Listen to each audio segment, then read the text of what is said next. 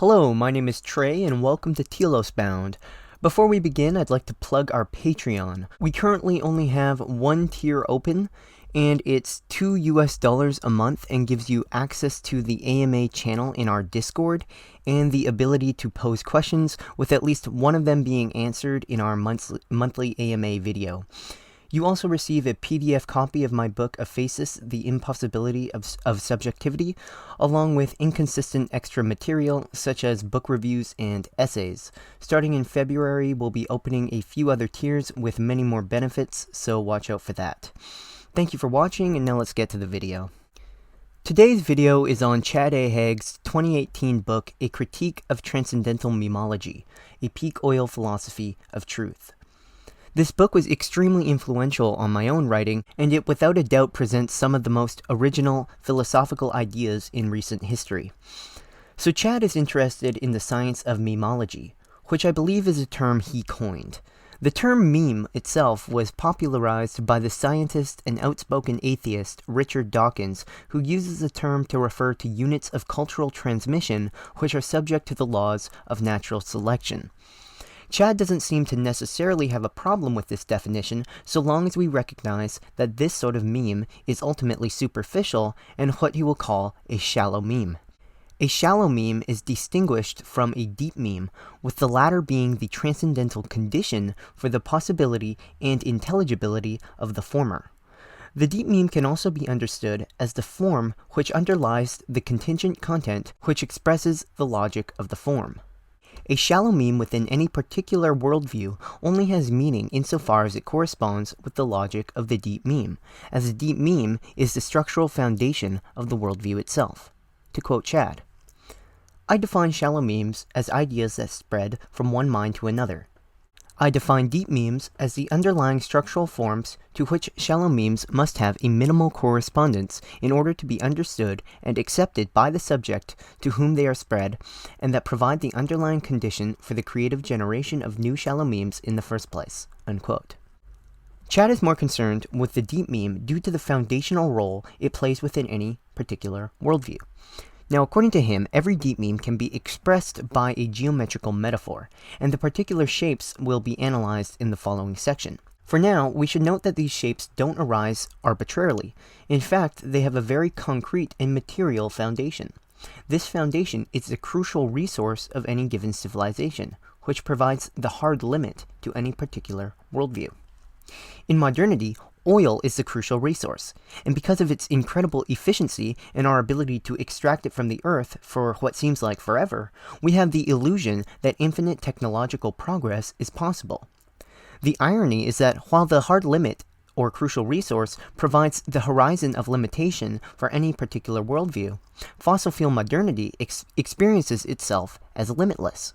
Because the crucial resource provides the hard limit to any particular worldview, and because the deep meme is a geometrical expression of the logic of the crucial resource, a subject who encounters a shallow meme that has its foundation in another deep meme than its own will simply find it unintelligible.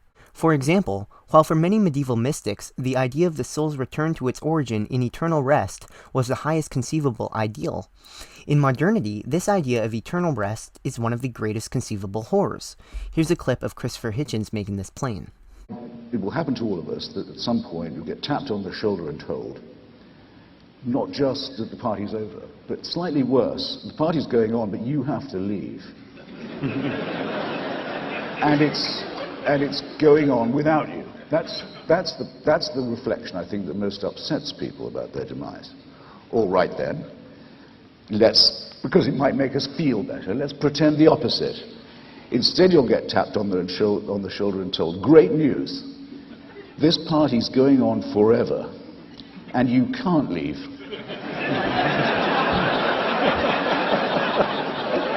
You've got to stay. The boss says so, and he also insists that you have a good time.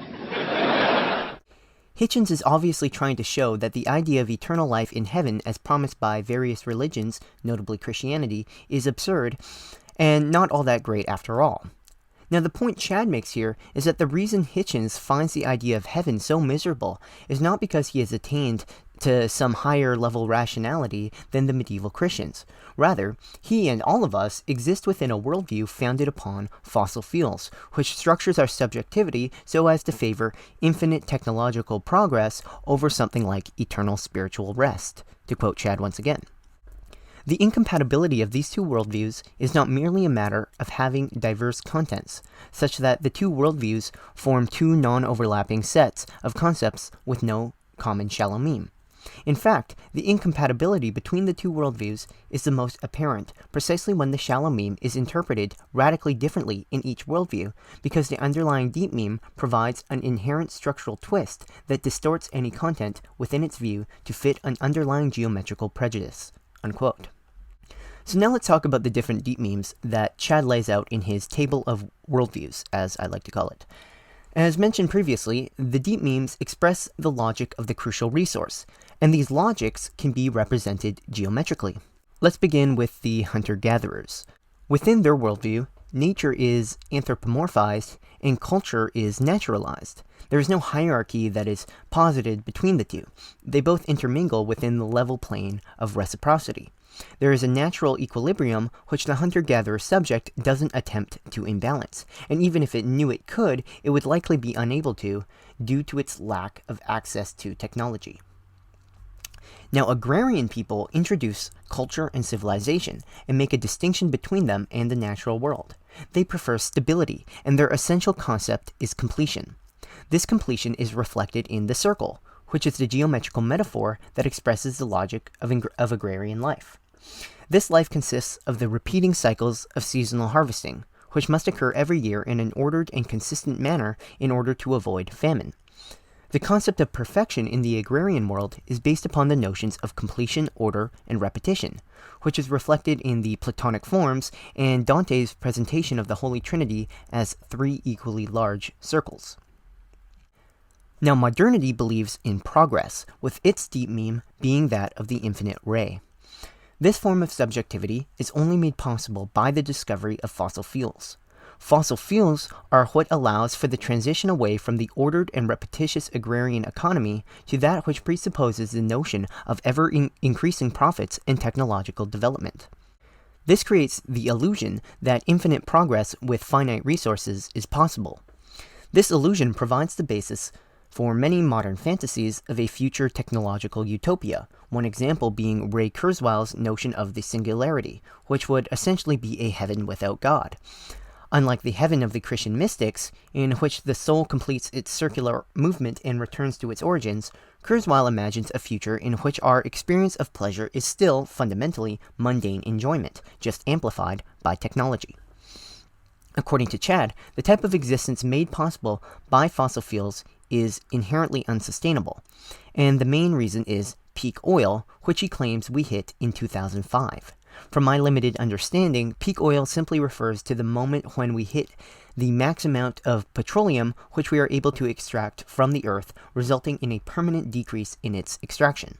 Assuming this is the case, we will eventually run out of fossil fuels to fuel our hyper-industrialized civilization. And not just this, since we know that the crucial resource of any given civilization is the basis for its worldview, when we eventually run out of oil, there will be a shift in our very understanding of reality and truth. And this leads us to the fourth worldview, which is the only one presented in this text which has not yet become actualized, the salvage worldview. The deep meme of this worldview is that of the bell curve. Humans in the post-collapse era will retain their consciousness of their industrial past, and will understand their place in history as being on the side of decline. As opposed to modernity's understanding of itself as the culmination of historical development, most evident in the Whig theory of history, those in the post-civilization age will consider themselves the offspring of a more technologically advanced era.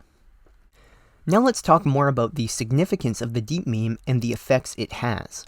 According to Chad, the deep meme is a structuring principle of any given worldview which lies beneath the surface of what we normally call culture and language. It performs what he calls a geometrical twist, which refers to the manner in which a particular content or shallow meme is twisted to fit the logic of the deep meme. Since every worldview necessarily contains its own deep meme, there is no such thing as a neutral concept. Every concept contains its own geometrical prejudice. Because of this, Chad wishes to move beyond the correspondence theory of truth and posit one which accounts for the reality of the deep meme. To quote him, "Truth is neither a result of a logical formula nor the effect of a correspondence between a fact and a proposition. Truth is simply the fit between a shallow meme and a deep meme that confirms its presuppositions and embodies its worldview." Unquote. He will also say that, quote, "Truth is never simply an idealistic given that transcends its phenomenological context in a timeless vacuum. Truth is, rather, fatally dependent upon the presence of underlying hard physical limits. The loss of oil will literally transform truth into falsehood right before our astonished eyes." Unquote. This is the basis of Chad's critique of Marx. According to Marx, the mode of production is the central aspect of any given civilization, and it structures its worldview. The mode of production refers to how things are done, such as how we manufacture products. What he fails to account for is the fact that in the absence of a given crucial resource, some things simply become impossible, making the question of how meaningless. Therefore, what's more fundamental and central than the mode of production is the hard limit, the crucial resource. Chad also emphasizes that we don't actively choose to create oil. We only have access to it because we are thrown into a world where it happens to exist and where we happen to have the ability to extract it from the earth. We are in a passive position in respect to the existence of fossil fuels, and if we accept that the crucial resource is more fundamental than the mode of production, passive phenomenological givenness is a better model to explain the development of civilization than Marx's dialectical materialism. The reality of peak oil is that we can't simply dialectically negate the catastrophe it will produce and move into a higher stage. Once we run out of fossil fuels, we simply hit the hard limit and industrial society will collapse. Furthermore, the essence of memology is deeper than mere aesthetics or linguistics. The deep meme is not merely aesthetic in the Kantian sense as being beyond rationality and explanation, as it has a clear and definable logic in accordance with the crucial resource. It is also not merely linguistic. It isn't just a function of language games, as the 20th century linguistic turn would seem to imply. Chad follows Aristotle and Plato in conceiving of form and essences as pre-linguistic. For Aristotle, the form of the circle is more fundamental than its contingent expressions in the material world, and is universally applicable to all circles, whether they are made of bronze, gold, or wood. To quote Chad once again, "There is no question which one Aristotle would prefer if he were given the option to choose either an intimate acquaintance with the form of the thing, abstracted from its matter, or a correctly formulated sentence about what something is that substitutes the right words for an intuitive encounter with the thing's form. Although the linguistic turn would largely relegate the former to a senseless lump of data that can only obtain a meaning when retroactively fit into a broader system of linguistic meanings, such an approach largely undervalues the meaning inherent in taking the form of a thing by redefining all meaning as having to be constructed with words." Unquote. For Chad, deep memes are the forms already meaningful without the aid of language, as they derive their meaning from the crucial resource.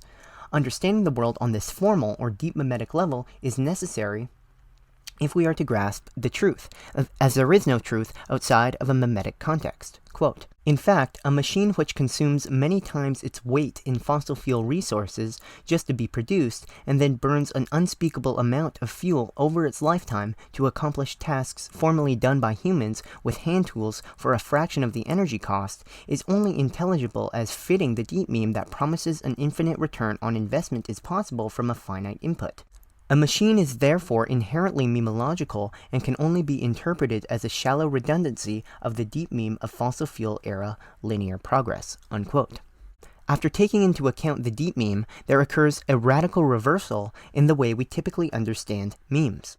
Normally, we consider memes to consist of data shared by machines, but after taking into account the deep meme, we realize that machines are not the foundation or condition of memes, but just another physical expression of fossil fuels. After fossil fuels disappears, so do the machines and the logic of the machine, that of progress. This logic is not an eternally valid truth. It is entirely contingent upon the hard material limit. Without oil, most machines are just ugly heaps of metal and plastic. They literally are no longer what they were before. Thus, one cannot understand any particular thing or shallow meme without accounting for the deep meme which the former is an expression of. But this expression does not occur in the form of active imitation. Rather, the deep meme is a transcendental condition which must already be present in order for the shallow meme to come into existence in the first place. This is similar to Plato's understanding of the forms, where, for example, the beautiful tree is not actively imitating the form of beauty, but is only beautiful as such insofar as it conforms with the eternal form. As opposed to an active imitation, this is a matter of the, quote, isomorphic fitting between a surface content and a deep content, unquote. And to return to the collapse which will occur with peak oil, this must be distinguished from the Hegelian negation, wherein the notional failure results in the forward movement of the dialectic and the sublation of contradiction. The truth is that the loss of the crucial resource is a far more fundamental negation, one which pulls the carpet out from under our feet, so to speak. There will be a terrifyingly silent notional failure, in which the entire dialectical movement will simply cease to occur, as the underlying structural condition of the worldview will have disappeared. This is akin to the Husserlian notion of the intentional object, as when you lose the intentional object, you lose the consciousness associated with it. So when you lose the crucial resource, which is the basis of the deep meme, you lose all the truths associated with the latter. Thus, peak oil will not only result in a radical change in our material conditions, but will also create a whole new world with a completely distinct notion of truth itself. Thank you for watching, everyone. Make sure to check out Chad's YouTube channel and his books on Amazon, both of which are linked in the description. Make sure to like this video and subscribe if you enjoy our content, and check out our Patreon, which is linked in the description. Please keep in mind that more Patreon tiers will be published February 1st. Also, feel free to join our Discord community, which is currently small and pretty inactive, but that will be changing in the next few weeks. The link to the Discord invite is in the description. Thanks again for watching, everyone, and may God bless you all.